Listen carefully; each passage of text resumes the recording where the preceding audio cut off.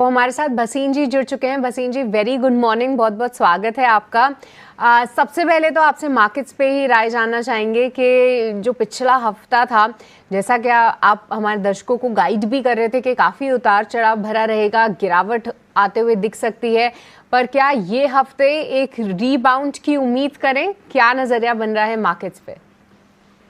हाँ, good morning सृष्टि, आपको, डिम्पी और अभिषेक। बिल्कुल, देखो, आपको कहा था घर पैसा ले जाओ, पैसा वो है जो घर आ जाए, आप समझे। और उसके बाद जब मौका आता है, मेरे को भी लगा था मौका आएगा जल्दी, लेकिन इतनी जल्दी नहीं कि एक हफ्ते में ही मौका आ गया। तो मेरे हिसाब से इतनी जल्दी करेक्शन जो थी वो अनवारंटेड क्या वारंटेड थी, लेकिन इतनी शार्प और फिरोशियस बुल मार्केट में ऐसा होता है। अब आपके लिए तीन चीजें हैं: एक, अच्छा मॉनसून; बी, अच्छी अर्निंग्स; थ्री, जो अटकली है 60% और 55। मैं सेफोलॉजिस्ट तो हूं नहीं, मैं वोटिंग पे लेकिन ग्लोबल क्यूज को आप कैसे इग्नोर करेंगे? डाउ न्यू हाई पे जा रहा है, बॉन्ड यील्ड घट रही है, 3 रेट कट है, तो ये मौका फिर नहीं आएगा। हाँ, वॉलेटिलिटी आपके साथ जो है, मेरे हिसाब से कल और परसों से वॉलेटिलिटी थमेगी। Volatility index has peaked according to me, it will only come down, meaning market स्थिर हो जाएगी, एक ही दिन में बढ़ेंगी नहीं, लेकिन स्थिरता अगर आ जाए तो इन्वेस्टर को उसकी ज्यादा जरूरत है। तो सृष्टि जी, मैं अभी भी सोचता हूं कि बाजार की डायरेक्शन अपवर्ड है, और मुझे बहुत एक sweet rally may be end of the month तक दिखती है, जब सारी अटकलियां हो जाएंगी। देखिए, the power of retail investors is supreme.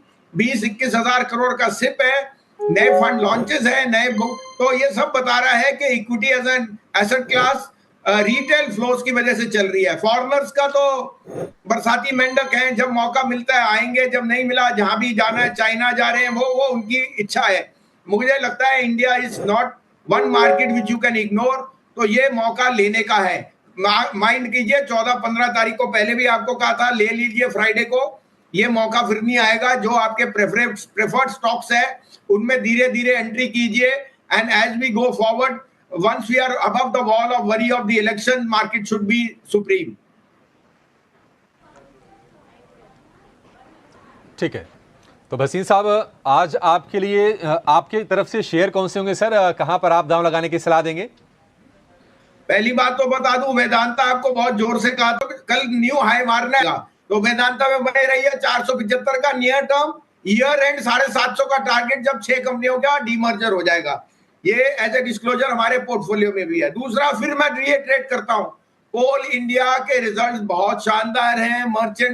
Merchant power में 25% जो बेच रहे हैं वो बहुत स्ट्रांग है, डेट फ्री कंपनी है। 525 का टारगेट अभी भी कायम है, 485 का नियर टर्म। मैं इसलिए कह रहा हूं क्योंकि अभिषेक जी, रोज नए आइडिया देना भी मुश्किल है, और जिसमें हमारे को कन्विक्शन है उसी में पैसा ज्यादा बनता है।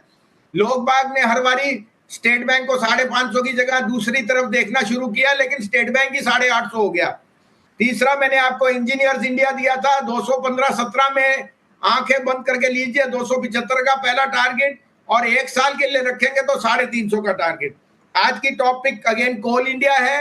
मेरे को नैल्को बहुत पसंद है, क्योंकि एल्यूमिनियम में, बॉक्साइट में उस जैसा प्लेयर वर्ल्ड में नहीं है, तो नैल्को इज हेडेड टू 190, 167 का stop. And last but not least, my favourite share, 112 रुपए में 111 में प्लेसमेंट हुई 4000 करोड़ की with warrant of India bull. 115-17 में आपके पास फ्लोर प्राइस है लोअर की, यहां से 150 रुपए का भाव आपको बहुत जल्दी दिखेगा। 22 तारीख को इसकी मर्जर की बात एनसीएलटी में है, ये एक नो ब्रेनर है। 150 का पहला टारगेट, 1 साल रखे तो 250।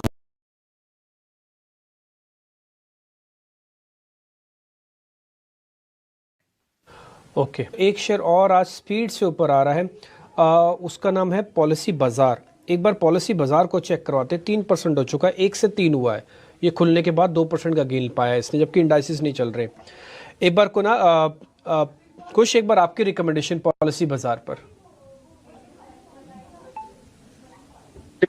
सेटअप इसका अब यहाँ से पॉजिटिव टर्न होता नजर आया है, 20 डे मूविंग एवरेज को आज क्रॉस कर रहा है। माइनर रेजिस्टेंस था, बट जिस तरीके का आज मूव है, ये लग रहा है कि और ऊपर के लेवल्स दिखा सकता है आज ही के दिन में।